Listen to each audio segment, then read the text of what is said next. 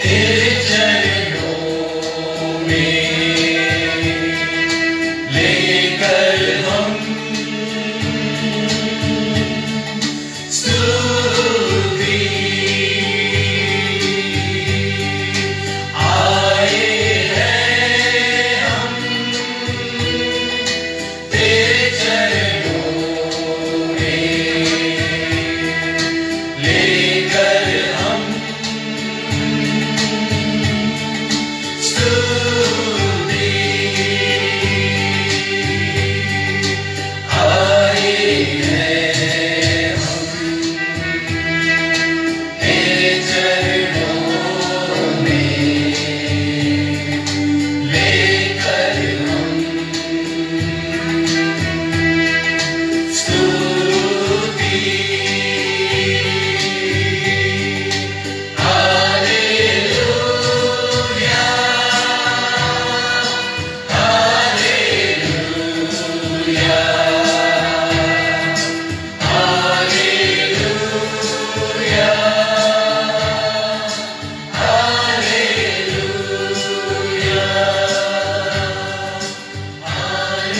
Hallelujah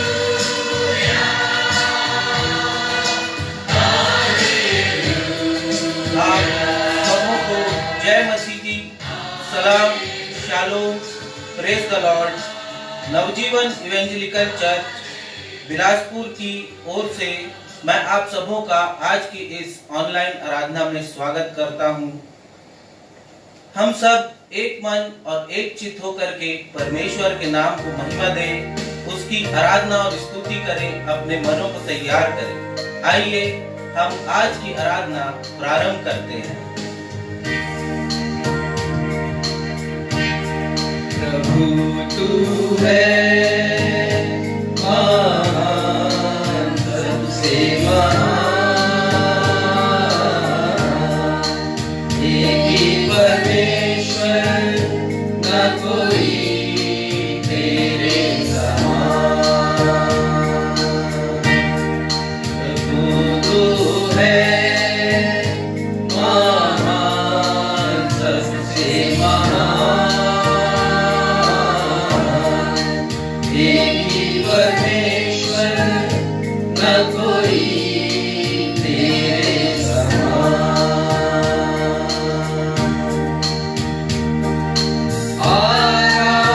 आराधना करेंगे हम, आराधना हे प्रभु,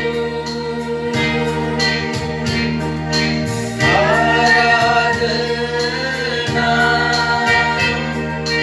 करेंगे हम, आराधना हे प्रभु, हे प्रभु, हे प्रभु।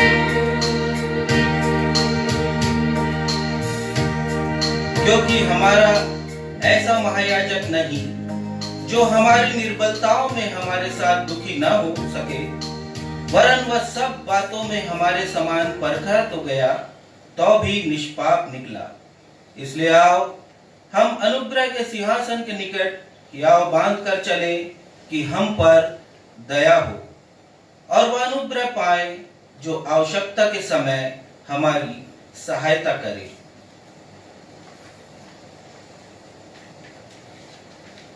आइए समय है कि हम अपने स्थानों पर खड़े होकर के परमेश्वर को, हमारे जीवित खुदावंत प्रभु यीशु मसीह को महिमा दें और वो गीत गाएं जो हम सबों को आता है, यहोवा चरवाहा मेरा। आप भी हमारे साथ इस आराधना में अपने स्थानों पर खड़े होकर के ये गीत गाइए। हम इसका पहला और चौथा पद गाएंगे जो है मृत्यु के अंधकार से और सर्वदा प्रभु घर में।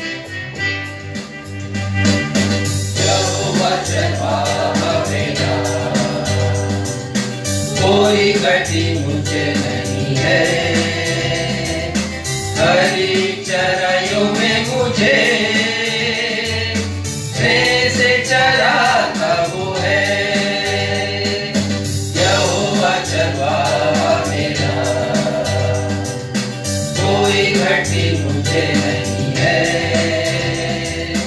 हरी चराइयों में मुझे जैसे चराता वो है। मृत्यु के अंधकार से मैं जो जाता था, प्रभु यीशु करुणा से तसल्ली मुझे दी है। वैसे मृत्यु के अंधकार से मैं जो जाता था, प्रभु यीशु करुणा से तसल्ली मुझे दी है। यहोवा चरवाहा मेरा, कोई घटी मुझे नहीं है। हरी चराइयों में मुझे जैसे चराता वो है। सर्वदा प्रभु घर में, प्रभु घर में करूँगा निवास जो मैं, करूँगा निवास जो मैं। करुणा भलाई भी उसकी आनंदित मुझे करती है। सर्वदा प्रभु घर में करूँगा निवास जो मैं। करुणा भलाई भी उसकी आनंदित मुझे करती है। यहोवा चरवाहा मेरा, कोई घटी मुझे नहीं है। हरी चराइयों में मुझे जैसे चराता वो है। स्नेह से चराता वो है। स्नेह से चराता वो है। कृपया कभी अपना स्थान ग्रहण करें। मुझे उम्मीद है कि आज आप बाइबल और गीत की किताब लेकर के उपस्थित हैं, हमारे साथ इस आराधना में शरीक हैं। कृपया आराधना की गरिमा को बनाए रखें।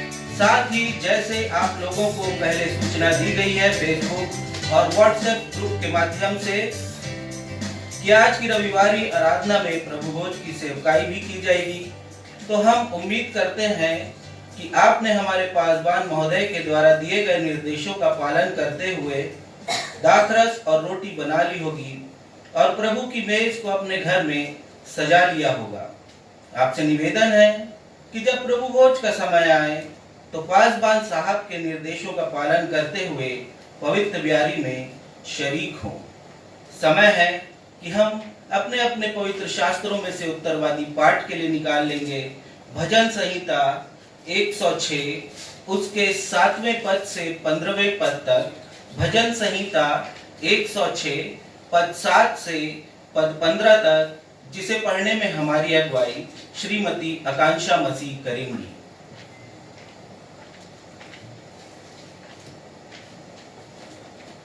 आइए उत्तरवादी पाठ के लिए हम निकाल लेंगे भजन संहिता 106 उसके पद 7 से लेकर 15 तक। मिस्र में हमारे पुरखाओं ने तेरे आश्चर्य कर्मों पर मन नहीं लगाया, ना तेरी अपार करुणा को स्मरण रखा। उन्होंने समुद्र के किनारे अर्थात लाल समुद्र के किनारे बलवा किया, तो भी उसने अपने नाम के निमित्त उनका उद्धार किया, जिससे वह अपने पराक्रम को प्रकट करे। तब उसने लाल समुद्र को घुड़का और वह सूख गया, और वे उन्हें गहरे जल के बीच से मानो जंगल में से निकाल ले गया। उसने उन्हें बैरी के हाथ से उबारा और शत्रु के हाथ से छुड़ा लिया, और उनके शत्रु जल में डूब गए, उनमें से एक भी ना बचा। तब उन्होंने उसके वचनों का विश्वास किया और उसकी स्तुति गाने लगे। परंतु वे झट उसके कामों को भूल गए और उसकी युक्ति के लिए ना ठहरे। उन्होंने जंगल में अति लालसा की और निर्जल स्थान में परमेश्वर की परीक्षा की। आखिरी पद हम सब एक साथ पढ़ लेंगे। तब उसने उन्हें मुंह मांगा और किया, परंतु उनके प्राण को सुखा दिया। परमेश्वर अपने पढ़े हुए वचन पर आशीष दे। आप सब कहें आमीन। आमीन। समय होगा, हम अपने मनों को तैयार करें। हम प्रार्थना में जाएंगे और हमारी कलीसिया के पासवान रेवरेंड राजेश मसीह प्रार्थना में हमारी अगुवाई करेंगे।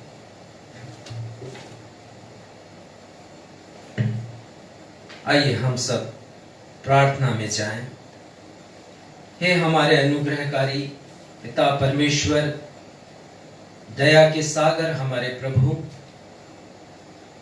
आप जो सर्वसामर्थी, सर्वज्ञानी, सर्वव्यापी परमेश्वर हैं, आप जो हमारे जीवन के रचनाहार परमेश्वर हैं, सृष्टि के सृजनकार, आज हमारी कलीसिया जो यहाँ पर है और भारत देश के गांव-गांव और शहर-शहर के अनेक घरों में आराधना के लिए उपस्थित है, आपके सिंहासन के समक्ष अपने प्रिय उद्धारकर्ता प्रभु यीशु मसीह के अद्वितीय नाम में आपके सिंहासन के सामने उपस्थित हैं। हृदय से धन्यवाद देते हैं पिता, आपकी हर एक नियामतों के लिए, आशीषों के लिए, आत्मिक आशीषों के लिए, भौतिक आशीषों के लिए, जिन्हें आप बड़ी भरपूरी से हमें प्रदान करते हैं प्रभु।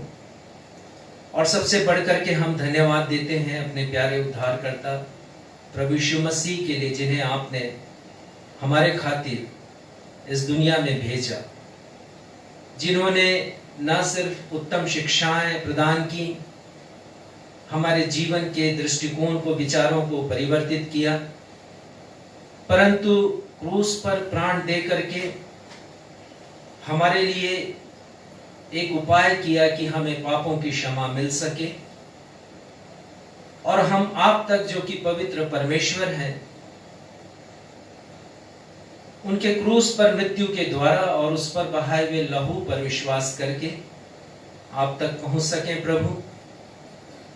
और सिर्फ इतना ही नहीं, उन्होंने तीसरे दिन जी उठ करके हमें एक उम्मीद दी कि ये दुनिया हमारे लिए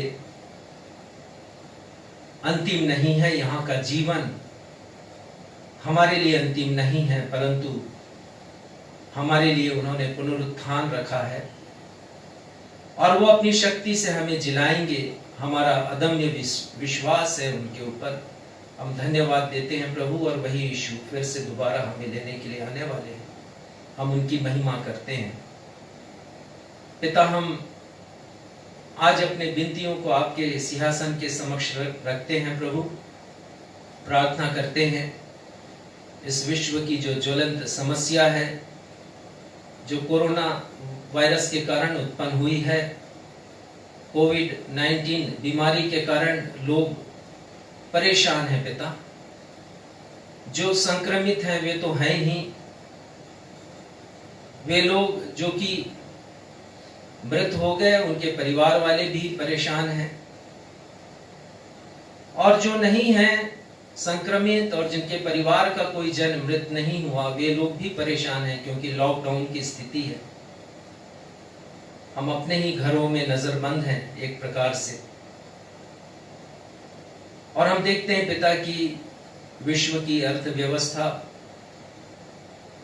चौपट होती जा रही है। दिन प्रतिदिन एक भय का माहौल है।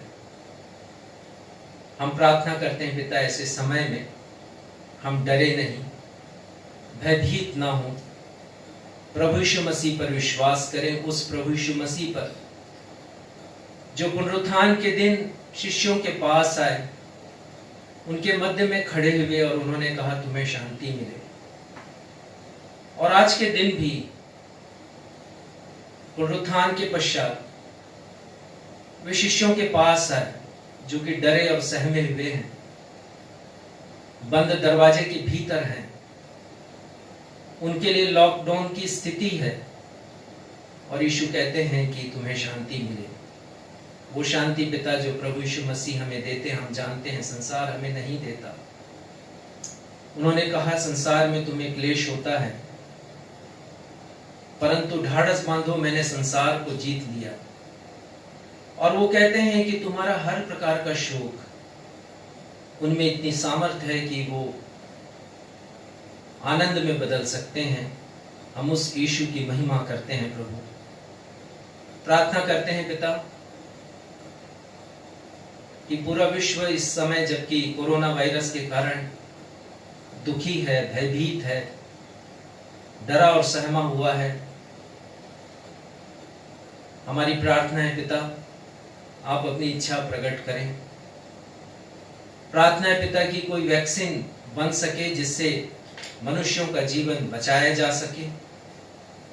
प्रार्थना करते हैं पिता डॉक्टर, नर्सेस, पैरामेडिकल स्टाफ के लिए जो दिन रात परिश्रम करते, पुलिस डिपार्टमेंट के लिए, प्रशासनिक व्यवस्था के लिए, इलेक्ट्रिसिटी डिपार्टमेंट के लिए, भिन्न भिन्न सामाजिक संगठनों के लिए जो रात दिन परिश्रम कर रहे हैं पिता, की विश्व की हालत सुधर जाए, ये और जर्जर ना हो, ऐसे हर एक लोगों पर अपनी दया कीजिए प्रभु। प्रार्थना करते हैं पिता उन गरीब लोगों के लिए जो अपने अपने स्थानों में टिके हुए हैं, जहां पर वो थे, अपने घर नहीं आ सकते, घर वाले भी चिंतित और वो भी चिंतित घर को लेके। और जैसा हम देखते हैं पिता, बहुत से लोग भूख से परेशान हैं, बेहाल हैं पिता, रो रहे हैं लोग। दाऊद कहता है कि मैं अपने शोक की बातें परमेश्वर से कहता हूं, और हम भी पिता अपने शोक की बातें आपसे कहते हैं। प्रार्थना है पिता इस स्थिति को अपनी इच्छा के अनुसार टाल दीजिए प्रभु, और होने दीजिए कि हम जो मनुष्य हैं, चाहे किसी भी देश में हो, समझ सके पिता कि बाइबल का परमेश्वर ऐसा परमेश्वर है जो ना सिर्फ प्रेमी है परंतु न्यायी भी है, और उन्हें दंड देने का अधिकार है। इसलिए पिता हम अपने पापों की क्षमा उनसे मांग ले। हर कोई पिता ये विश्व मांगे, क्योंकि जब ये विश्व के अच्छे दिन थे तो लोगों ने अपना समय हंसी मजाक में, मनोरंजन में और ऐसे कामों में जिससे सांसारिक सुख मिलता उसमें लगा दिया। प्रार्थना करते हैं पिता कि हर कोई अपने अपने पापों को माने, अपना आत्मावलोकन करे प्रभु। प्रार्थना करते हैं प्रभु आज की आराधना के लिए, धन्यवाद देते हैं आपकी उपस्थिति के लिए जिसका एहसास हमें है। प्रार्थना करते हैं पिता आज पूरी आराधना में आप हमारे साथ हो, विशेषकर जब मेज की संगति को हम सब प्राप्त करते हैं पिता, अपने अपने घरों में बैठ करके बहुत से लोगों ने तैयारियां की हैं और उस मेज की गरिमा को, प्रतिष्ठा को, पवित्रता को उन्होंने बना कर रखा है। प्रार्थना करते हैं प्रभु कि उसके द्वारा आपके बेटे यीशु को महिमा मिल सके। आज की पूरी आराधना आपके हाथों में सौंपते हुए अपनी इस प्रार्थना को आपके बेटे हमारे उद्धारकर्ता प्रभु यीशु मसीह के नाम से मांगते हैं, सुनिए और ग्रहण कीजिए। आमीन। आमीन।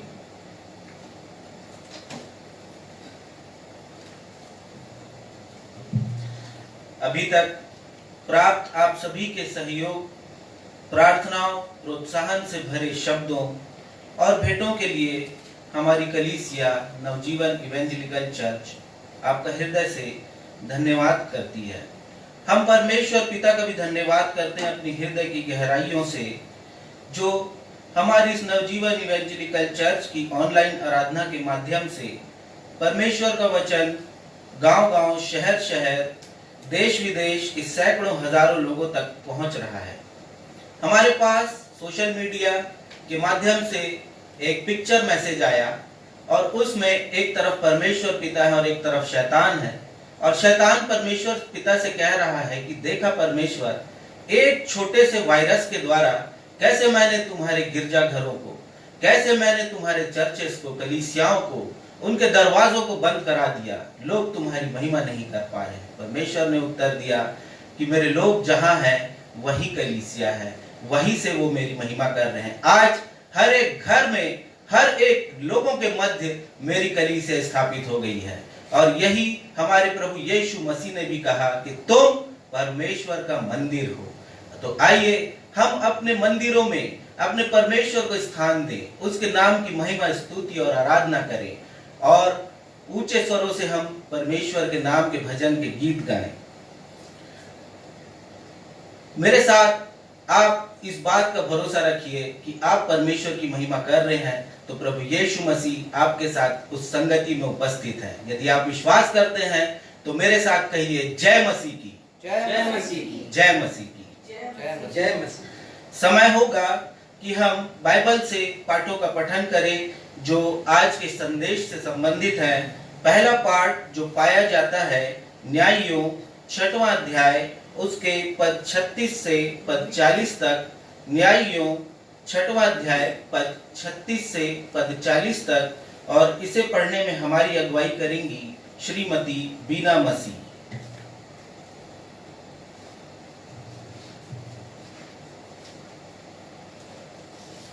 मैं आपके समक्ष पढ़ लूंगी न्यायियों अध्याय 6 पद 36 से पद 40 तक। यहाँ पर यूं लिखा है, तब गिदोन ने परमेश्वर से कहा, यदि तू अपने वचन के अनुसार इस्राएल को मेरे द्वारा छुड़ाएगा तो सुन, मैं एक भेड़ी की ऊन खलिहान में रखूंगा, और यदि ओस केवल उस पर ऊन पर पड़े और उसे छोड़ सारी भूमि सूखी रह जाए तो मैं जान लूंगा कि तू अपने वचन के अनुसार इस्राएल को मेरे द्वारा छुड़ाएगा। और ऐसा ही हुआ।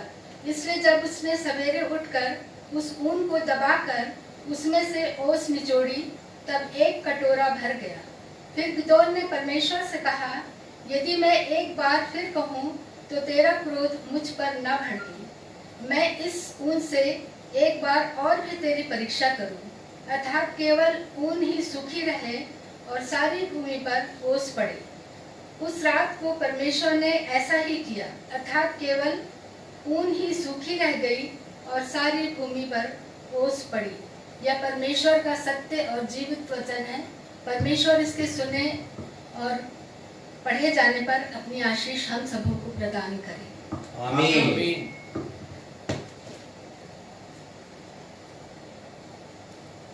दूसरे पाठ के लिए हम निकाल लेंगे इब्रानियों की पुस्तक उसका 11वां अध्याय पद 1 से पद 3 और उसके बाद पद 6 से पद 8। इब्रानियों 11वां अध्याय पद 1 से 3 और 6 से 8, और इसे पढ़ने में हमारी अगुवाई करेंगी डॉक्टर श्रीमती शेफाली मसीह।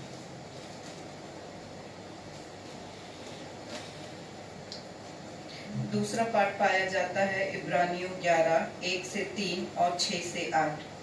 अब विश्वास आशा की हुई वस्तुओं का निश्चय और अनदेखी वस्तुओं का प्रमाण है, क्योंकि इसी के विषय में प्राचीनों की अच्छी गवाही दी गई।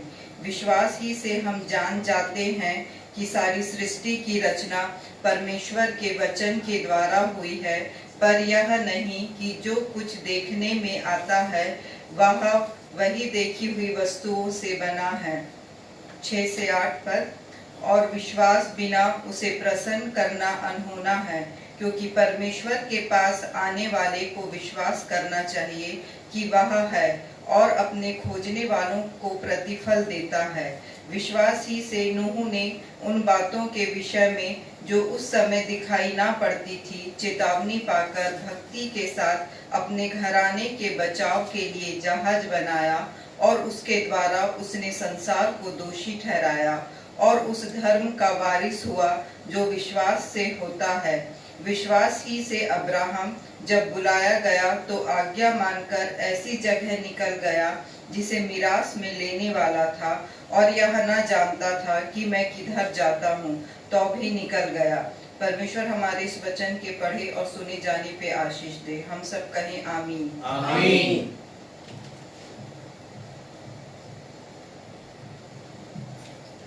प्रभु भोज की सेवा के पश्चात भेंट उठाई जाएगी, कृपया ध्यान रखें। हमारी कलीसिया को जो भी भेंटें प्राप्त होती हैं उसका 100% सुसमाचार के प्रचार एवं गरीबों, दिव्यांगों, कुष्ठ रोगियों और झुग्गी बस्ती में रहने वाले गरीब बच्चों की सेवा पर खर्च होता है। हमारे जीवन में ये समय भी आता है कि हम अपने धन्यवादी भेंटे प्रभु को चढ़ाते हैं। यदि आप अपनी भेंटे परमेश्वर को अर्पित करना चाहते हैं तो ये समय है कि हम अपने धन्यवादी मन को परमेश्वर को प्रस्तुत करें। सुसमाचार का पाठ होगा। हम सब परमेश्वर के आदर में अपने स्थानों पर खड़े हो जाएंगे और सुसमाचार के पाठ के लिए मैं आमंत्रित करता हूं हमारी कलीसिया के पास्टर इंचार्ज रेवरेंड राजेश मसीह को।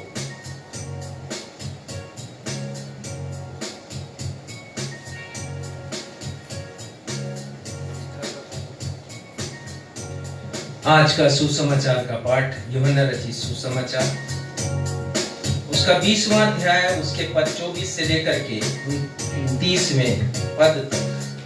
From verse 24 to 29, Gospel according to St. John, chapter 20.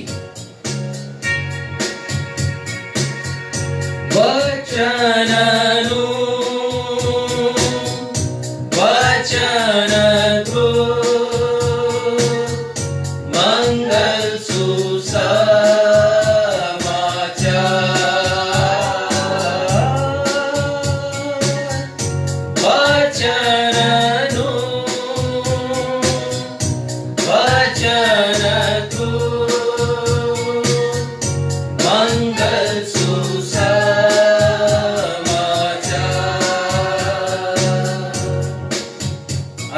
समाचार का पाठ यूहन्ना 20:24 से 29 पद तक। और यहाँ इस प्रकार लिखा है, परंतु 12 में से एक व्यक्ति अर्थात थोमा, जो दिदुमुस कहलाता है, जब यीशु आया तो उनके साथ नहीं था।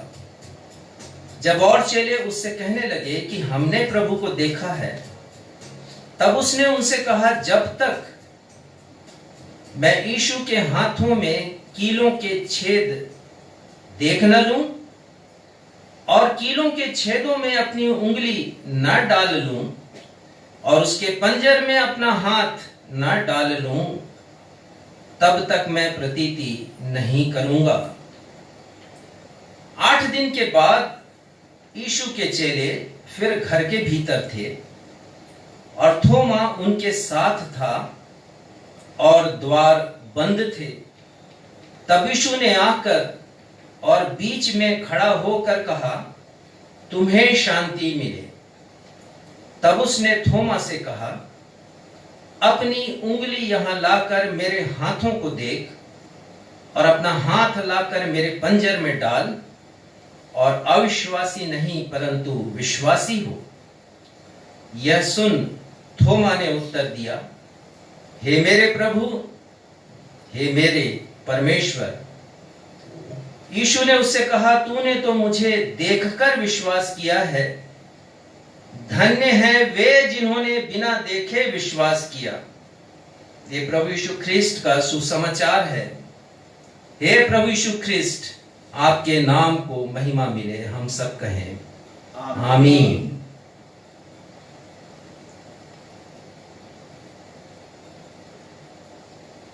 कृपया स्थान ग्रहण कीजिए। प्रभु भोज की तैयारी में हम गीत गा लेंगे। इससे पहले कि हम अपने उद्धारकर्ता की ब्यारी में शरीक हो। तेरे मार खाने से यीशु मैंने शिफा पाई है। आप में से बहुतों को ये गीत आता है। आप भी हमारे साथ मिलकर के इस गीत को गाएं।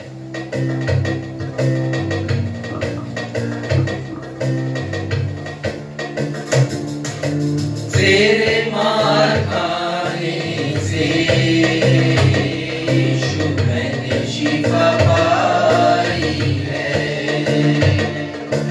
तेरे खून बहाने से मेरी मुझको रिहाई है।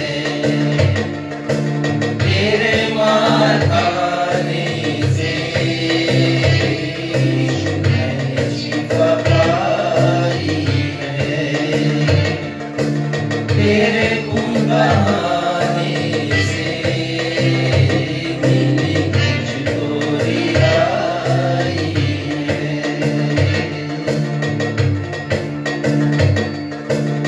हम प्रभु की मेज के सामने हैं।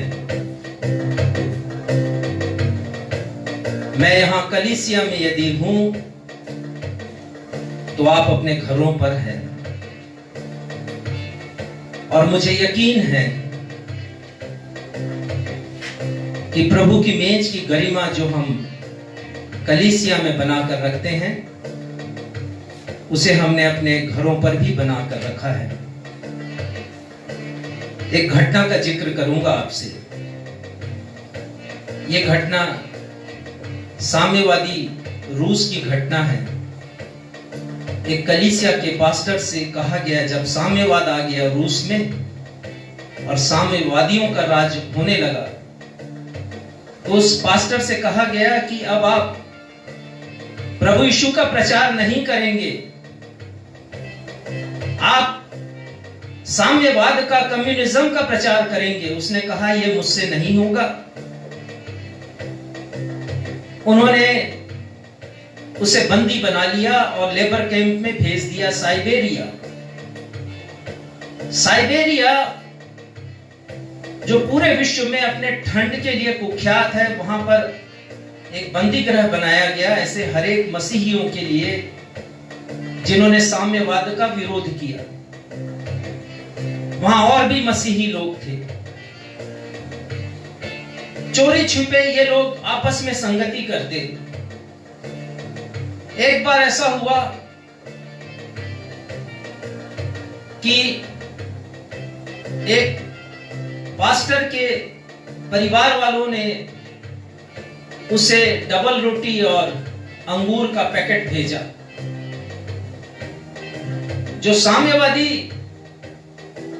अधिकारी वहां थे जेल में, उन्होंने उसके पैकेट को खोला और काफी सामग्री उन्होंने निकाल ली। उसके हाथों में केवल डबल रोटी का एक टुकड़ा और अंगूर का एक छोटा सा लच्छा हाथ आया। उसने सोचा कि मैं क्या दूं प्रभु को, और वो सोचने लगा कि मैं ऐसा करूंगा कि मैं प्रभु भोज की व्यवस्था करूंगा। उसके पास एक कप था और उसमें उसने अंगूर को डाल दिया और गर्म पानी डाला, उसको क्रश किया उसने और दाखरस बनाया। चुपचाप उसने अपने साथियों को बुलाया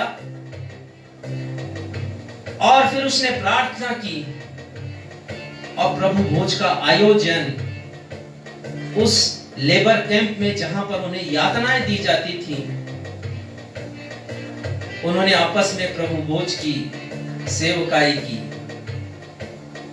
बात यह नहीं है कि उन्होंने प्रभु भोज का आयोजन किया, बात यह है कि उन्होंने प्रभु यीशु मसीह का स्मरण किया, प्रभु यीशु मसीह के दुखों का स्मरण किया।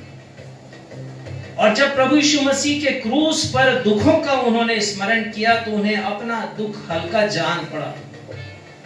यह है इस मेज की विशेषता। जब हम इस मेज के पास आते हैं तो मेरा और आपका दुख हल्का हो जाता है, और इस मेज को हम ऐसे ही लें, यह प्रभु की मेज है। और जो तत्व यहां पर रखा हुआ है, रोटी वो प्रभु की देह है और दाखरस प्रभु यीशु मसीह का रक्त है। हम इसे हल्के में ना लें, वचन कहता है। आइए हम इसमें शामिल होंगे। जैसा निर्देश मैंने आपको दिया है उस निर्देश का आप पालन करते जाएंगे। आपने यदि रोटी और दाखरस को ढांक कर रखा है तो उसके कवर को आप निकाल लीजिए और हम एक प्रार्थना में जाएंगे। प्रभु से सामर्थ मांगेंगे कि ये रोटी प्रभु की देह हो और ये दाखरस प्रभु यीशु मसीह का रक्त हो। हे हमारे पिता, क्रूस पर प्राण देने वाले, मुक्ति का मार्ग हम सभी के लिए खोलने वाले प्रभु यीशु मसीह के लिए हम हृदय से धन्यवाद देते हैं, जिन्होंने जीने का एक नया नजरिया हमें दिया, हमारे जीवन को परिवर्तित कर दिया। प्रार्थना करते हैं पिता, उस प्रभु यीशु की मेज पर जब हम सब उपस्थित हैं, इस रोटी को, इस दाखरस को हम उन्हीं के नाम से पृथक करते हैं और आपसे वरदान चाहते हैं प्रभु कि अपनी सामर्थ के द्वारा इस रोटी को प्रभु यीशु मसीह की देह और इस दाखरस को प्रभु यीशु मसीह के रक्त में परिवर्तित कर दीजिए, ताकि इस मेज की सहभागिता को हम प्रभु यीशु के ही साथ मना सकें। धन्यवाद देते हैं प्रभु, और धन्यवाद के साथ अपनी इस प्रार्थना को आपके बेटे, हमारे उद्धारकर्ता, हमारे लिए अपने प्राण को देने वाले प्रभु यीशु मसीह के नाम से मांगते हैं। सुनिए और कबूल कीजिए, आमीन। जैसा मैंने निर्देश दिया, अब आप रोटी को अपने हाथ में ले लीजिए, घर के जो मुखिया हैं वो, और उस रोटी को आप तोड़ लीजिए जितने सदस्य हैं, और तोड़ करके हर एक सदस्य के हाथों में आप रोटी दे दीजिए और उनसे कहिए कि वो इस रोटी को धन्यवाद के साथ ग्रहण करें, और फिर मैं जैसा कहूं वैसी प्रार्थना वो करें। और इस बीच हमारी कलीसिया भी इस मेज की संगति को प्राप्त करेगी।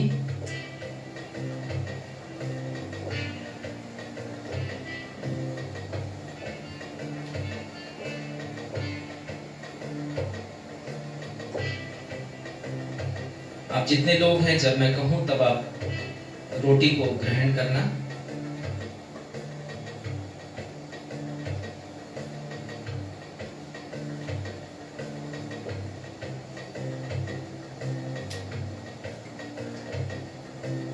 रोटी आपके हाथों में है, आंखों को बंद कीजिए, रोटी को ग्रहण कीजिए।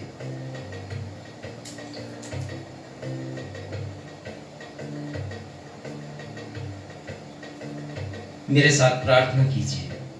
हे हमारे पिता, हम अपने उद्धारकर्ता प्रभु यीशु मसीह के लिए धन्यवाद देते हैं। धन्यवाद देते हैं। उन्होंने अपनी देह हमारे लिए दी, उन्होंने अपनी देह हमारे लिए दी, हमारे लिए उद्धार का प्रबंध किया। हमारे लिए उद्धार का प्रबंध। हम आपकी महिमा करते हैं, हम आपकी महिमा करते हैं और उन्हीं के नाम से अपनी प्रार्थना को मांगते हैं, और उन्हीं के नाम से अपनी प्रार्थना को मांगते हैं। आमीन। आमीन। दाखरस ग्रहण करेंगे। आप सब लोग आपने जो दाखरस बनाया है अपने हाथों में ले लीजिए।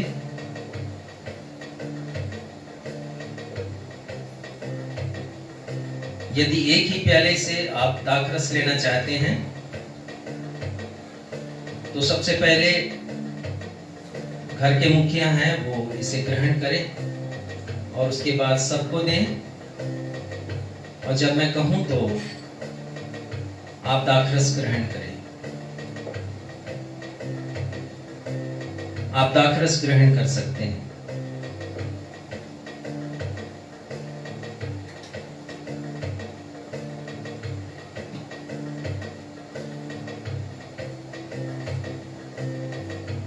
Thank you Jesus. यदि आपने दाखरस ग्रहण कर लिया है, मेरे साथ इस प्रार्थना को कहें। हे हमारे पिता, हे हमारे पिता, हम अपने उद्धारकर्ता प्रभु यीशु के लिए धन्यवाद देते हैं। प्रभु यीशु के लिए धन्यवाद देते हैं। उन्होंने हमारे उद्धार के लिए, उन्होंने हमारे उद्धार के लिए, हमारे पापों की क्षमा के लिए, हमारे पापों की क्षमा के लिए अपने शरीर के रक्त की, अपने शरीर के रक्त की एक एक बूंद को बहाया है। एक एक बूंद को बहाया। हम उनकी महिमा करते हैं प्रभु। हम उनकी महिमा करते हैं। अपनी इस प्रार्थना को, अपनी इस प्रार्थना को उन्हीं के नाम से मांगते हैं। उन्हीं के नाम से मांगते हैं। सुनिए और कबूल कीजिए। सुनिए और कबूल कीजिए। आमीन। आमीन। आइए हम सब प्रभु की प्रार्थना कहें।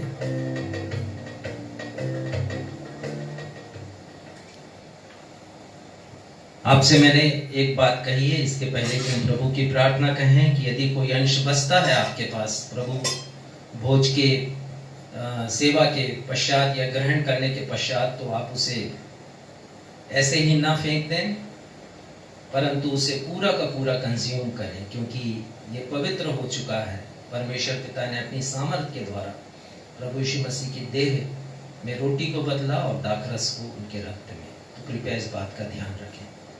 आइए हम सब प्रभु की प्रार्थना कहें। हे हमारे पिता, आप जो स्वर्ग में हैं, आपका नाम पवित्र माना जाए, आपका राज्य आए, आपकी इच्छा जैसे स्वर्ग में पूरी होती है वैसे इस पृथ्वी पर भी हो। हमारे दिन भर की रोटी आज हमें दीजिए, और जैसे हमने अपने अपराधियों को क्षमा किया वैसे हमारे अपराधों को क्षमा कीजिए, और हमें परीक्षा में नहीं लाइए बल्कि बुराई से बचाइए, क्योंकि राज्य, पराक्रम और महिमा सदा आपके हैं। आमीन। हम पूरी तन्मयता के साथ प्रभु की ब्यारी में शरीक हुए। प्रभु यीशु के बलिदान और उद्धार के रास्ते के लिए उनके नाम की महिमा हो। समय होगा कि हम अपनी भेंटों को अपने खुदावंद को अर्पण करें, और इस समय हम गाएंगे गीत संभाल यीशु जी जीवन के हर पल में। आप ऑनलाइन भी भेंटों को दे सकते हैं, या आप अपनी भेंटों को लिफाफों में रखकर लॉकडाउन खत्म होने पर हमारी कलीसिया के पासवान साहब को दे सकते हैं। अधिक जानकारी के लिए उनके मोबाइल नंबर 9422527003 या 744-044-0023 पर संपर्क कर सकते हैं। संभाल यीशु जी। संभाल यीशु जी जीवन के हर पल में, संभाल प्रभु जी जीवन के हर पल में। अभी तक हमको संभाला तूने, आगे भी अगुवाई कर। अभी तक हमको संभाला तूने, आगे भी अगुवाई कर। संभाल प्रभु जी जीवन के हर पल में, जीवन के हर पल में, जीवन के हर पल में।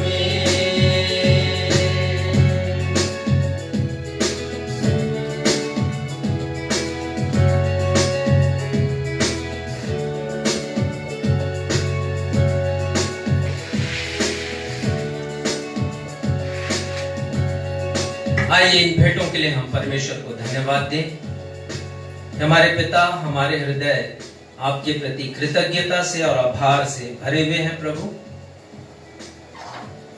जीवन के हरेक उन उत्तम आशीषों के लिए जिन्हें आप हमें देते हैं। और जैसा गीत हमने गाया, आपके संभाल के लिए, आपकी सहायता के लिए, आपके ध्यान के लिए जो आप हमारा रखते हैं, इन कठिन समय में भी, इन कठिन दिनों में भी पिता, आपने जो सुरक्षा हमें प्रदान की है, कोरोना वायरस के दंश से हमें बचा के रखा है पिता, हम आपकी महिमा करते हैं। प्रार्थना करते हैं पिता कि जो भेंट संग्रहित किया गया उसका उपयोग केवल और केवल प्रभु यीशु मसीह के नाम को महिमा देने के लिए किया जा सके, और होने दीजिए पिता आपके स्वर्गीय विस्तार, राज्य का विस्तार इस भेंट के द्वारा किया जा सके। धन्यवाद देते हुए इस प्रार्थना को आपके बेटे हमारे उद्धारकर्ता प्रभु यीशु मसीह के नाम से मांगते हैं, सुनिए और कबूल कीजिए। आमीन। समय है कि हम परमेश्वर के वचन की तरफ जाएं और निहारें कि आज परमेश्वर हमसे क्या बातें करना चाहते हैं।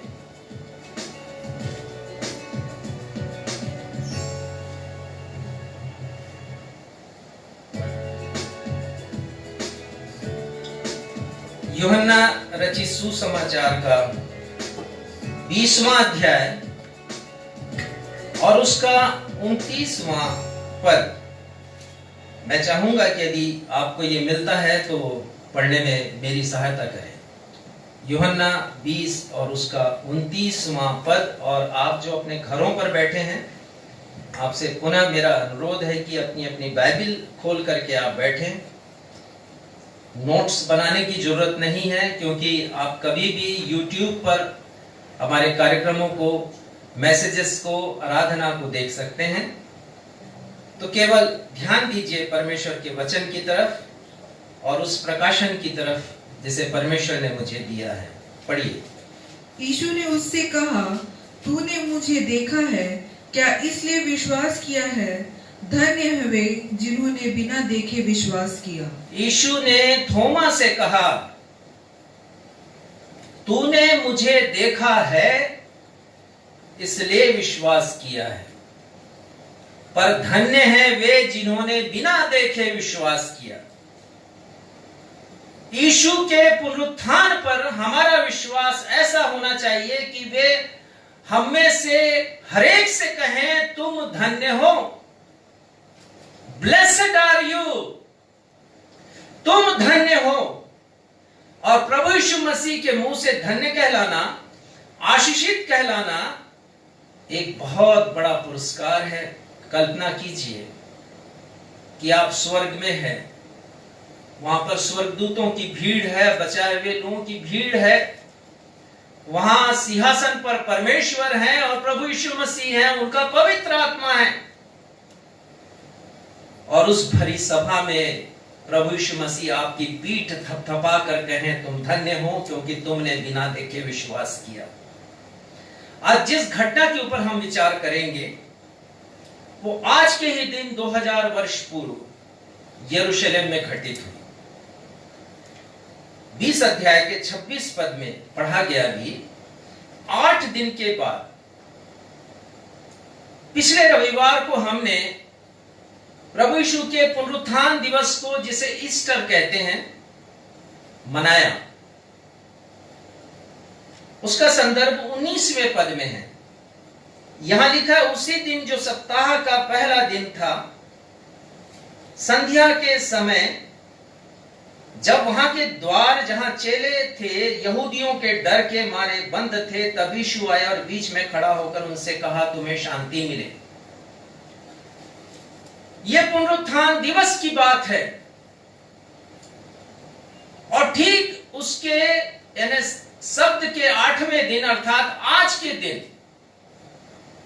प्रभु यीशु मसीह फिर से शिष्यों के सामने प्रकट होते हैं। ये उनका दूसरा प्रकटीकरण है। पहला प्रकटीकरण हुआ है प्रभु यीशु मसीह का पुनरुत्थान दिवस, या जिसे हम ईस्टर कहते हैं, उस दिन, आज से पिछले रविवार। और आज के दिन दूसरा प्रकटीकरण हुआ है, 26वें पद को जिसे अभी हमने पढ़ा। यदि ये दोनों पद को हम देखें तो कुछ बातें हमें नजर आती हैं।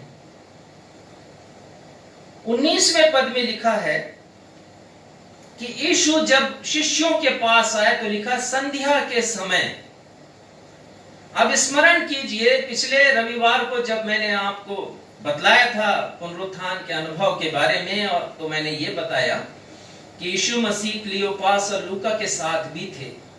उसी दिन, उसी संध्या के समय इम्माउस नगर में क्लियोपास और लूका के घर में बैठे थे उनके साथ। तो क्या लूका और यूहन्ना ने गलती कर दी विवरण देने में? दोनों संध्या का समय कह रहे हैं, पर यह परमेश्वर का वचन है, यह अचूक वचन है जिसे हम बाइबल कहते हैं। यह परमेश्वर की आत्मा ने लिखाया, इसमें कोई गलती नहीं है। ना लूका ने गलती की, ना यूहन्ना ने गलती की, विवरण बिल्कुल सही है। इससे हम क्या समझते हैं? इससे हम ये समझते हैं कि हमारा यीशु सार्वभौमिक ईश्वर है, वो विश्वव्यापी ईश्वर है, वो सर्वव्यापी ईश्वर है। उनमें सामर्थ्य है कि एक ही समय में वो अनेक जगह उपस्थित रह सकते हैं। और मेरा विश्वास है कि वो यीशु अदृश्य रूप में मेरे इस कलीसिया में उपस्थित हैं। और ये यकीन करता हूं कि अदृश्य रूप से वो आपके घर में भी आपके साथ उपस्थित हैं। और यदि आपको संतोष है स्वीकार करने में, तो मेरे साथ कहिए जय मसीह की, जय मसीह की, जय मसीह की। जय मसीह की। दूसरी बात हम यहां पर पढ़ते हैं इन दोनों पदों में, मेरा तात्पर्य 19वें पद और 26वें पद में। 19वां पद प्रथम प्रगटीकरण, 26वां पद द्वितीय प्रगटीकरण यीशु मसीह का शिष्यों के मध्य में। दोनों जगह विवरण है कि शिष्य एक ऐसे घर में है जिसका दरवाजा बंद है, और लिखा है कि शिष्य डरे हुए हैं।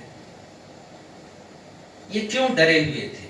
इनको तो आनंदित होना चाहिए था, खुश होना चाहिए था, क्योंकि उनका उद्धारकर्ता जीवित हुआ है। परंतु जैसा पिछले सप्ताह मैंने बतलाया कि इनके डर की वजह ये थी कि ये बहुत बड़े गुनहगार थे। उस समय की जो प्रशासनिक व्यवस्था थी उसकी नजर में इनके ऊपर आरोप था कि इन्होंने यीशु की मृत देह को चुरा लिया है, और कहीं हम पकड़े ना जाए इसलिए इन्होंने अपने आप को बंद घरों में छिपा लिया। लेकिन दोनों जगह विवरण हम पढ़ते हैं कि यीशु मसीह इनके मध्य उपस्थित हो गए।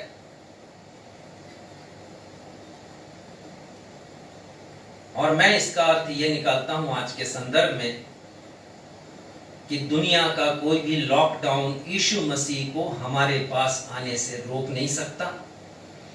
और यदि आप संतुष्ट और सहमत हैं तो मेरे साथ कहिए जय मसीह की, जय मसीह की। यीशु मसीह को आपके पास आने के लिए संसार की कोई शक्ति रोक नहीं सकती।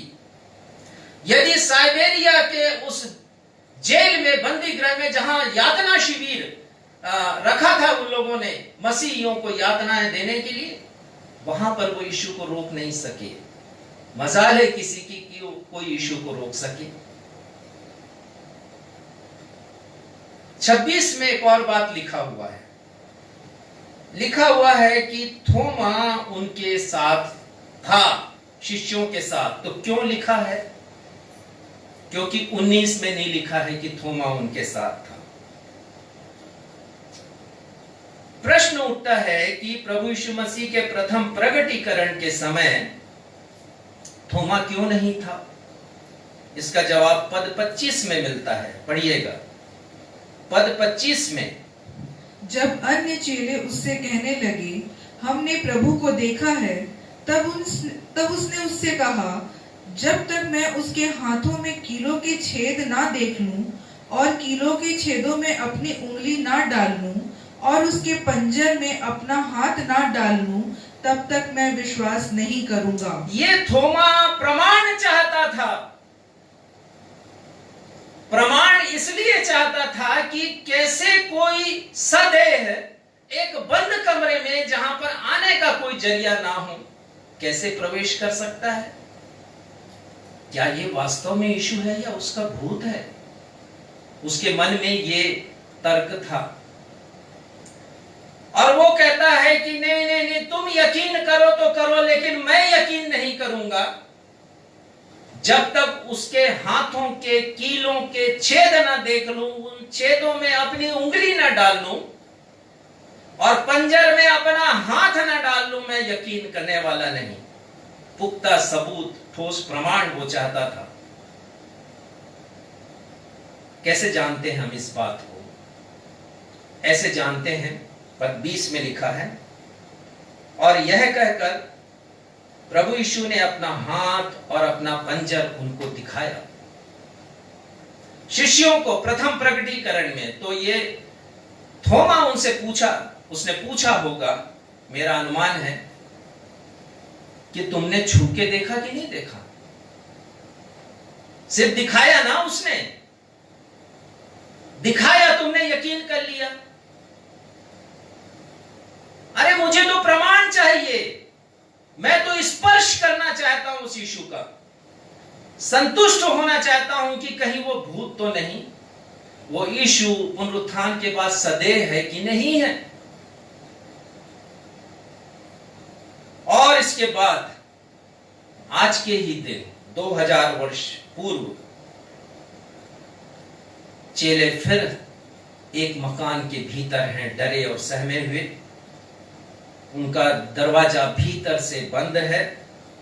थोमा उनके साथ है। वचन में लिखा है 26वें पद में कि यीशु आते हैं, उनके मध्य में खड़े होकर उनसे कहते हैं, तुम्हें शांति मिले। और वे सीधे थोमा से मुखातिब होते हैं, सीधे। 27 पद में लिखा है, थोमा अपनी उंगली लाकर मेरे हाथों को देख, अपना हाथ लाकर मेरे पंजर में डाल। आप समझते हैं पंजर किसको कहते हैं? बहुत बार हम बाइबल पढ़ते हैं और शब्दों की व्याख्या नहीं जान पाते। पंजर को अंग्रेजी में कहते हैं रिब केज। और मैं आपको समझाना चाहता हूं कि ये जो हृदय हमारा उसको सुरक्षित रखने के लिए पसुलियां बनी हुई हैं, रिब्स जिसको अंग्रेजी में कहते हैं। ये पिंजरे के समान होता है, तो पिंजरा से बन गया पंजर। और कहते हैं ना कि पसली में भाला मारा था प्रभु यीशु मसीह, यहीं पर भाला मारा था। यीशु कहते हैं मेरे पंजर में अपना हाथ डाल ले और अविश्वासी नहीं परंतु विश्वासी बन थोमा। और यीशु की बात सुन करके थोमा क्या करता है? पद 28 में लिखा है, पढ़िए। यह सुन थोमा ने उत्तर दिया, हे मेरे प्रभु, हे मेरे परमेश्वर। थोमा समर्पण करता है अपने आप को प्रभु यीशु मसीह के सामने। अब उसके पास उसके तर्क काम नहीं आ रहे हैं। जख्मों का परीक्षण उसने नहीं किया। यीशु के पुनरुत्थान के विषय में जितना वाद विवाद उसने दूसरे शिष्यों से किया था, जितने तर्क उसने रखे थे, वो सब धरे के धरे हो गए, क्योंकि प्रभु यीशु का व्यक्तित्व ही ऐसा है। हमारे हरेक संदेहों का बड़े बेबाकी से वो उत्तर देते हैं। उन्होंने बड़े प्रेम से थोमा से कहा, लो आओ, कर लो मेरा परीक्षण। थोमा, तुम चाहे जैसे मुझे देखना चाहते हो देख लो। बहुत अच्छा लगता है मुझको। पुनरुत्थान के पश्चात प्रभु यीशु मसीह ने किसी शिष्य की आलोचना नहीं की, सबको बड़े प्रेम से समझाया। उन्होंने आलोचना नहीं की, उन्होंने पतरस की भी नहीं की। नहीं कहा कि तूने मेरा इनकार क्यों किया पतरस? क्या मैंने तुझसे नहीं कहा? क्या तूने मुझसे नहीं कहा था कि मैं प्राण देने के लिए भी तैयार हूं, सब छोड़ दे तो छोड़ दे, मैं तुझे नहीं छोड़ूंगा। प्रभु यीशु मसीह ने हौसला अफजाई की। प्रभु यीशु मसीह ने शिष्यों को हिम्मत दिया, साहस दिया। और मैं पढ़ रहा था इसके बारे में कि क्यों उन्होंने ऐसा व्यवहार किया शिष्यों के साथ। इसलिए क्योंकि उन्हें पता था कि इन 11 में से 11 की स्वाभाविक मौत नहीं होगी। उनको मालूम था कि आज जरूर ये अविश्वासी रूप में है थोमा, लेकिन ये विश्वासियों का पिता बनेगा एक दिन। ये हिंदुस्तान जाएगा और वहां पर मेरे नाम का प्रचार करेगा। और इतिहास बतलाता है कि वो हमारे हिंदुस्तान में आया और उसकी हत्या की गई।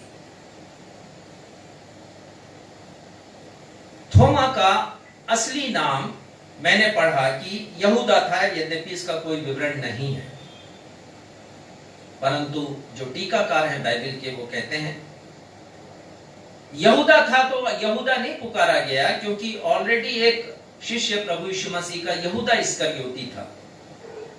तो उससे भिन्नता बनाए रखने के लिए, डिफरेंस के लिए उसे एक उपनाम दिया गया और वो नाम थोमा, हिब्रू में उसका अर्थ होता है जुड़वा, और ग्रीक भाषा में उसको कहते हैं दिदुमस।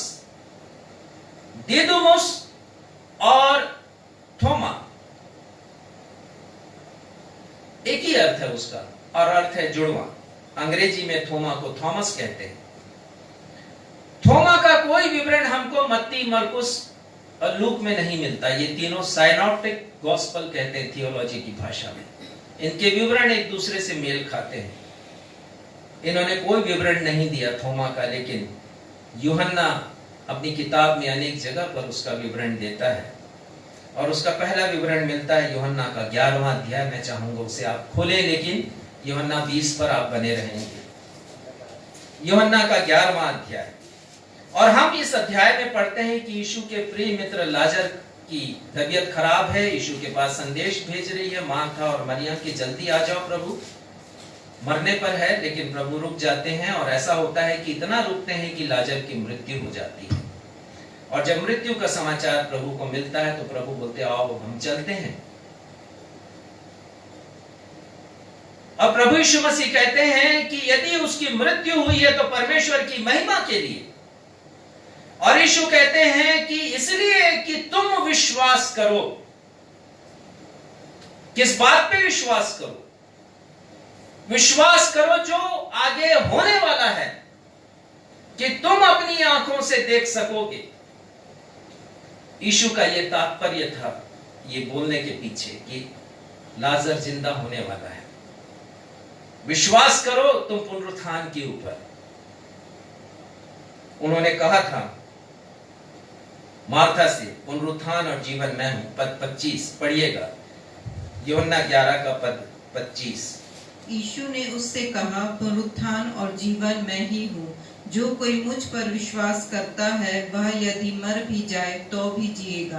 तो यीशु कहते हैं कि लाजर की मृत्यु के बाद जो होने वाला है, मैं चाहता हूं कि तुम उसके ऊपर विश्वास करो। लेकिन थोमा की प्रतिक्रिया क्या है?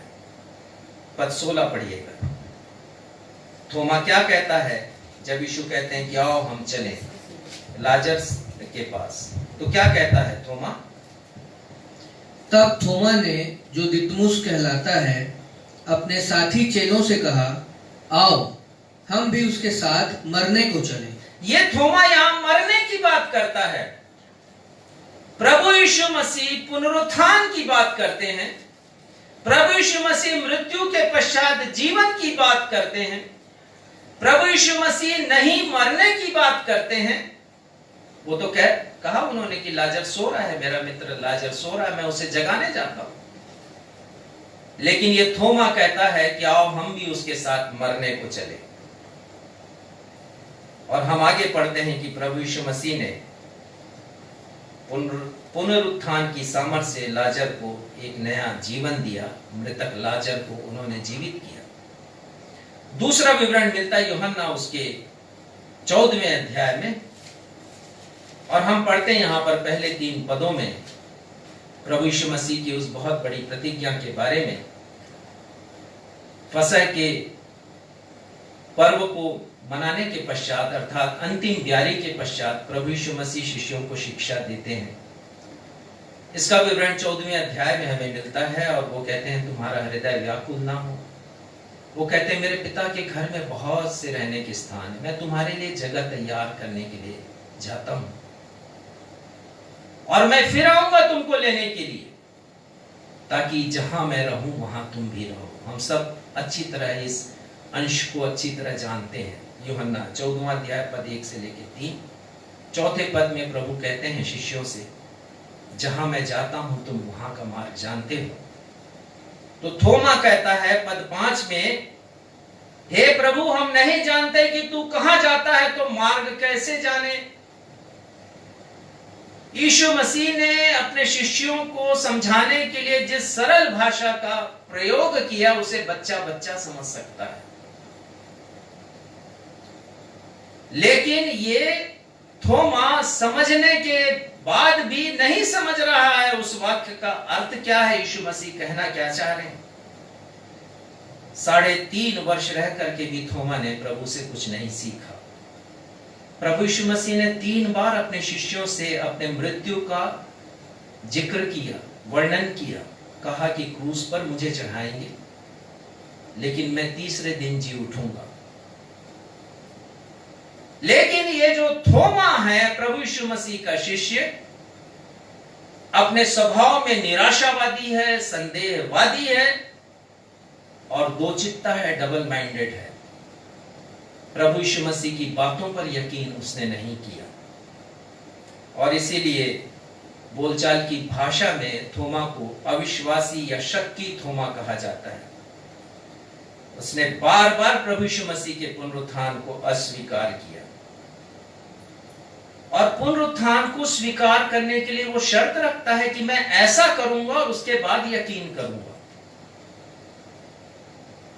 हम कोई शर्त नहीं रख सकते प्रभु यीशु के सामने। हार जाएंगे हम प्रभु यीशु मसीह के सामने। ये भी हारा है थोमा जब यीशु के सामने आया। 29 पद में यीशु कहते हैं, तूने तो मुझे देखकर विश्वास किया है, धन्य है वे जिन्होंने बिना देखे विश्वास किया। प्रभु यीशु कहते हैं, यही आज का हमारा विषय है।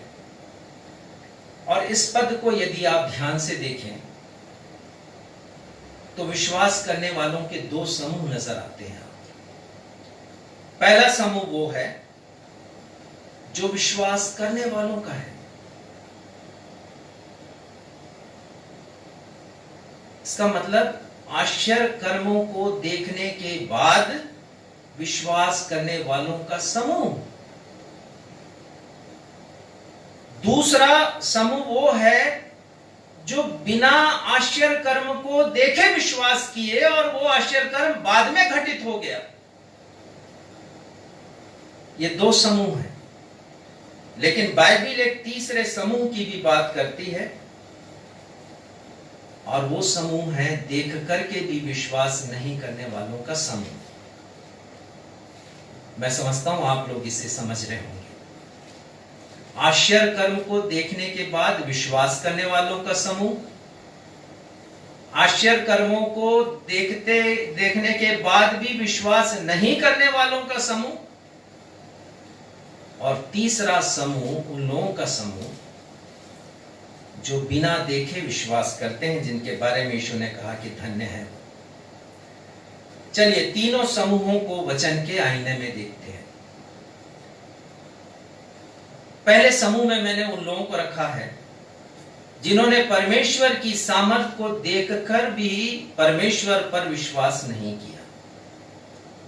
और आज के उत्तरवादी के पाठ में हमने भजन संहिता 106 7 से 15 पर को पढ़ा है। भजन संहिता 106 के 7वें पद में लिखा है, भजन का लिखने वाला वो लिखता है, हमारे पुरखाओं ने तेरे आश्चर्य कर्मों पर मन नहीं लगाया। वो वर्णन कर रहा है उस युग के लोगों का जो मूसा के समय थे, जिन्हें परमेश्वर ने फिरौन के दासत्व से छुड़ाया। ऐसे लोगों ने एक के बाद एक 9 विपत्तियों को और अपने छुटकारे को देखा, अपने बचाव को देखा। 10वीं विपत्ति तो बड़ी,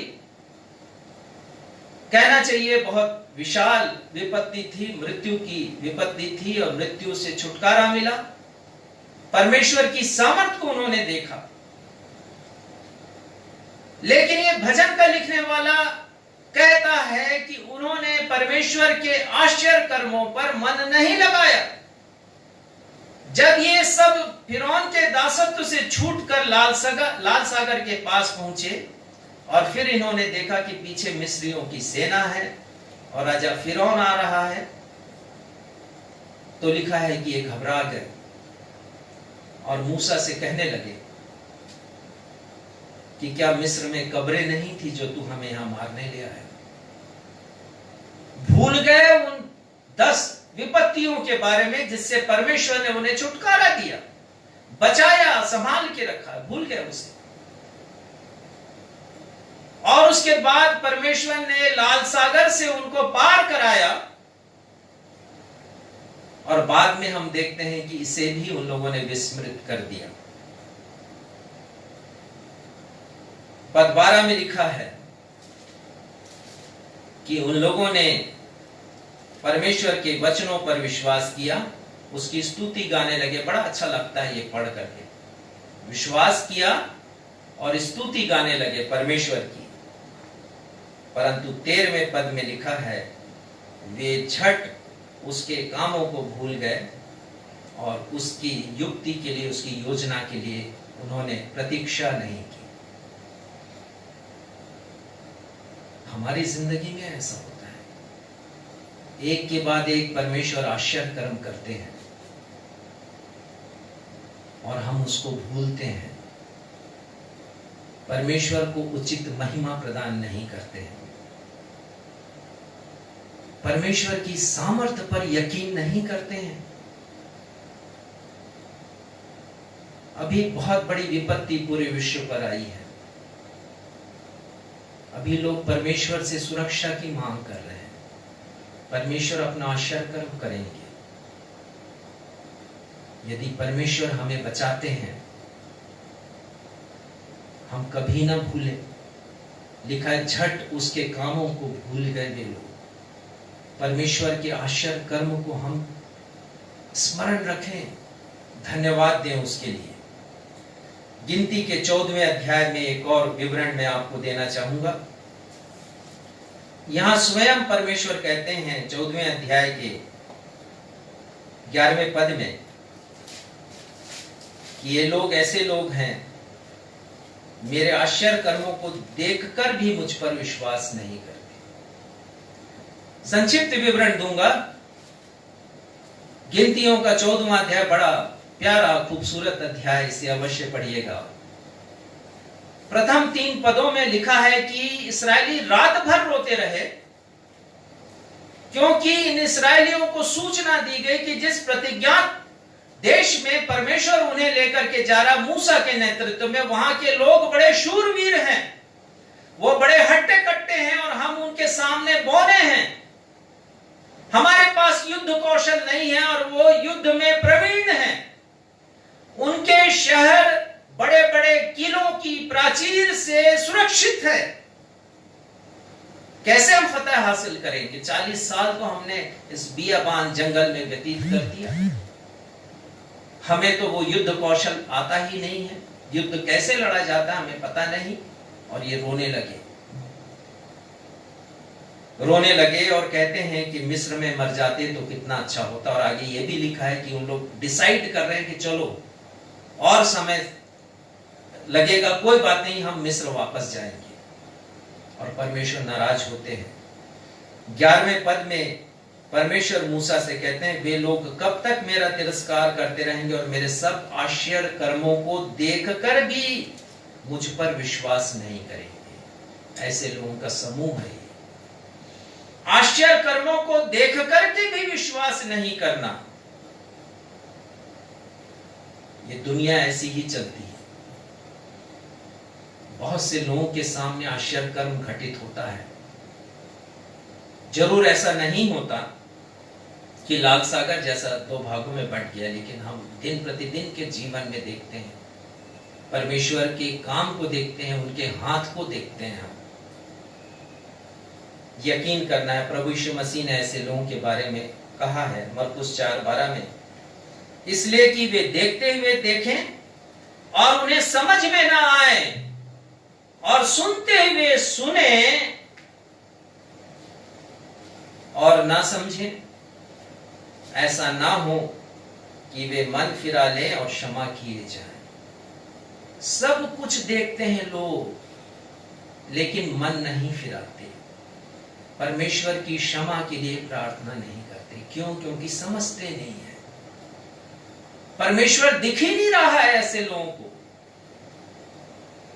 और परमेश्वर ये है कि बार बार उन्हें दिखाते हैं अपने आप को आश्चर्य कर्मों के द्वारा। बहुत अफसोस होता है मुझे। ये पेपर कटिंग मैं आपको दिखाना चाहता हूं। जरूर ये पेपर कटिंग बहुत पुराना है, पर एक शहर के मसीहियों का विवरण दे करके ये बताया गया है कि उन्होंने गुड फ्राइडे को कैसे मनाया। और क्या लिखा है ये मैं आपको बता रहा हूं। मसीह समाज द्वारा 40 दिनों तक निरंतर उपवास रखा जाता है। गुड फ्राइडे के तीसरे दिन ये उपवास खत्म होता है। इस दिन समाज के लोगों के द्वारा परिवार सहित सुबह 4-5 बजे कब्र में जाकर कैंडल जलाते हैं और प्रभु यीशु को नींद से जगाते हैं। और उपवास खत्म करके आज के दिन भोजन ग्रहण करते हैं। जब मैंने इस समाचार को पढ़ा तो अपने 3-4 साथियों को मैंने इकट्ठा किया और हम संपादक जी के पास पहुंच गए और इस समाचार पत्र के संपादक से हमने बातचीत की। उनसे कहा कि हमारा हृदय बड़ा आहत है कि आपने ऐसा छाप कैसे दिया।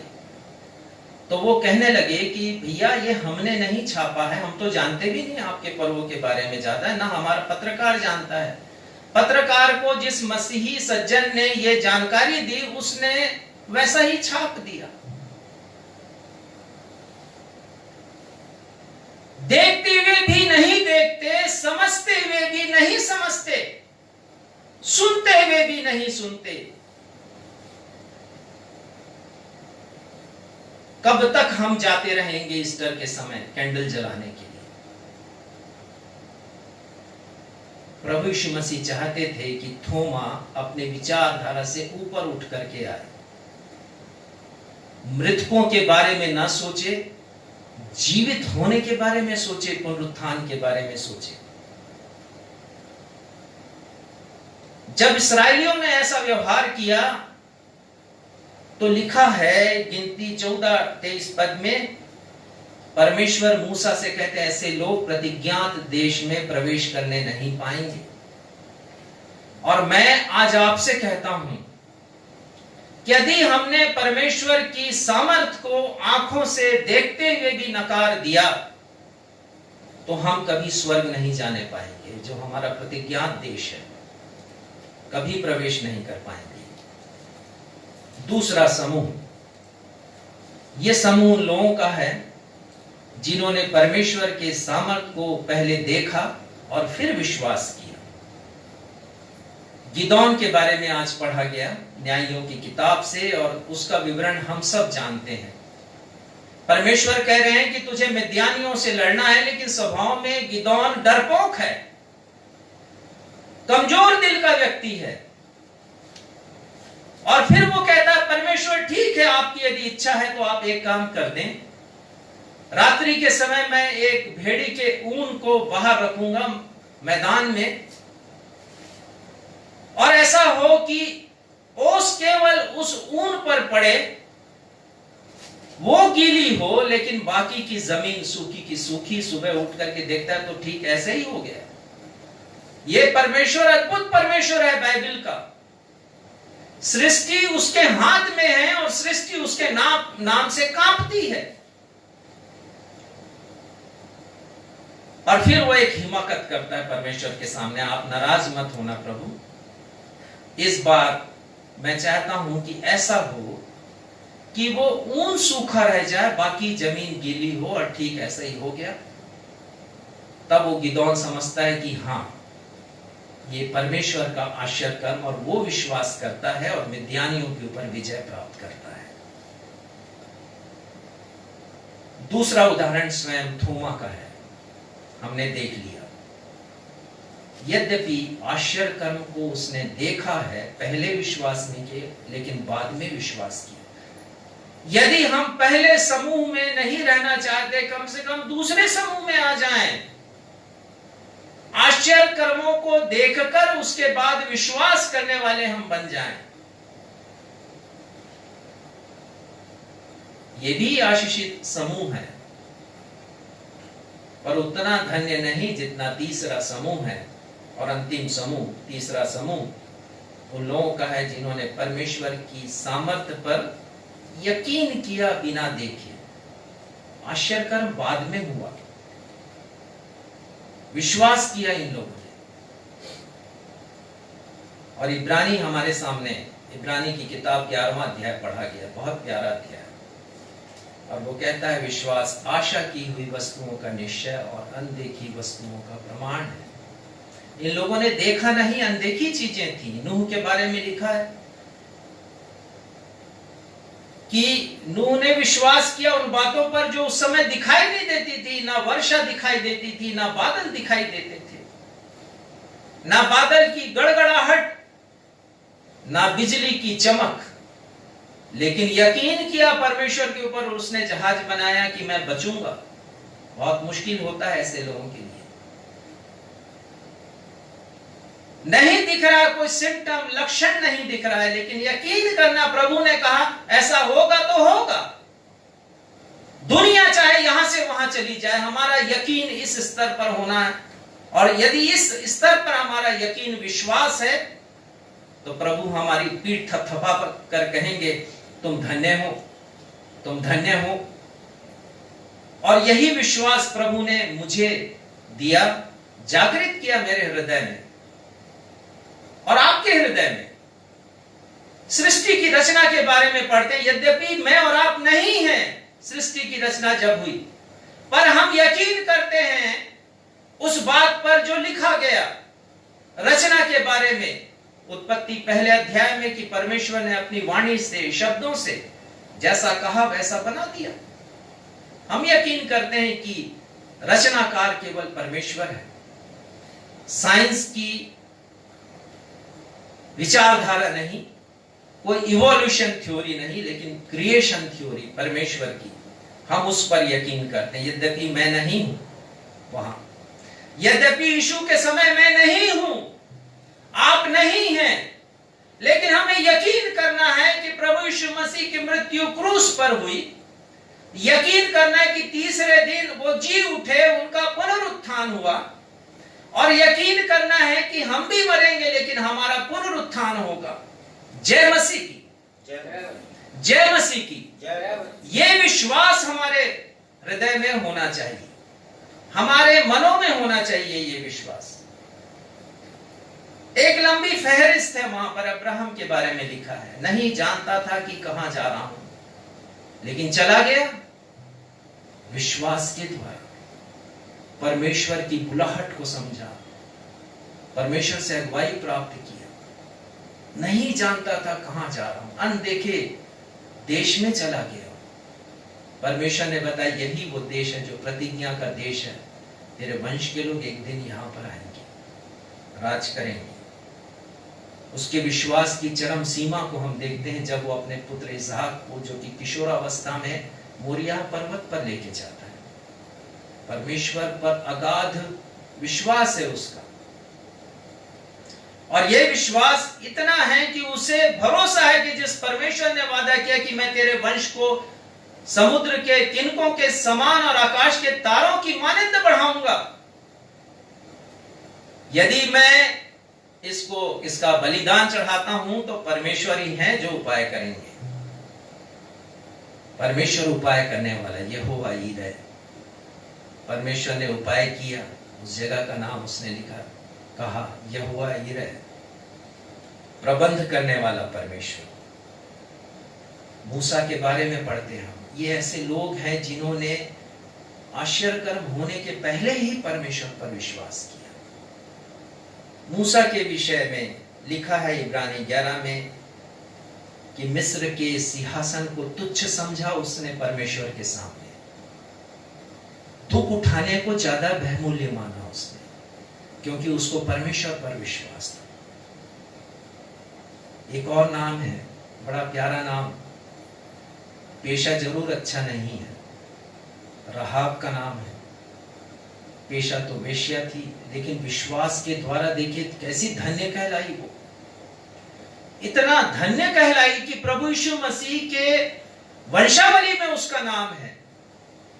दाऊद के परदादा ने उसके साथ विवाह किया, और दाऊद के परदादा का क्या नाम आपको मालूम है? मालूम है किसी को? दाऊद के पिता का नाम, जोर से बोलिए, ईशै नाम है दाऊद के पिता का। और ईशै के पिता का नाम नहीं मालूम, ओबेद।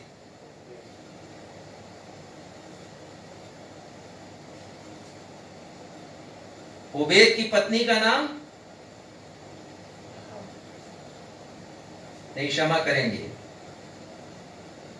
ईशै के पिता का नाम ओबेद, ओबेद के पिता का नाम बोआज, और बोआज के पिता का नाम सलमोन।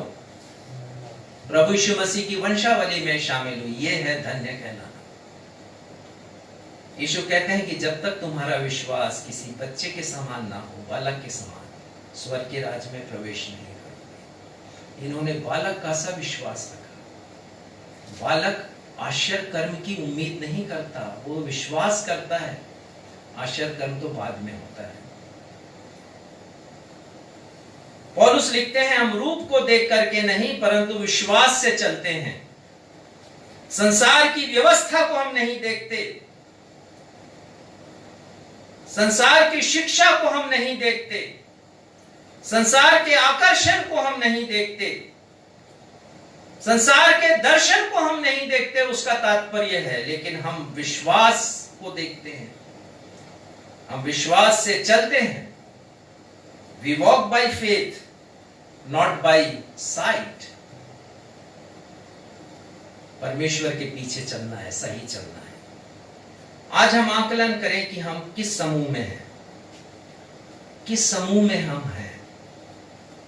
आश्चर्य कर्म को देख करके भी विश्वास नहीं करने वाले समूह में, या फिर आश्चर्य कर्म होने के बाद विश्वास करने वाले समूह में, या फिर बिना देखे आश्चर्य कर्म को विश्वास करने वाले समूह में हम हैं। यदि तीसरे समूह में हैं तो प्रभु यीशु की शाबाशी हमारी प्रतीक्षा कर रही है। वो प्रतीक्षा कर रहे हैं हमें शाबाशी देने के लिए। धन्य हो तुम। आइए हम प्रार्थना करें। हे हमारे पिता,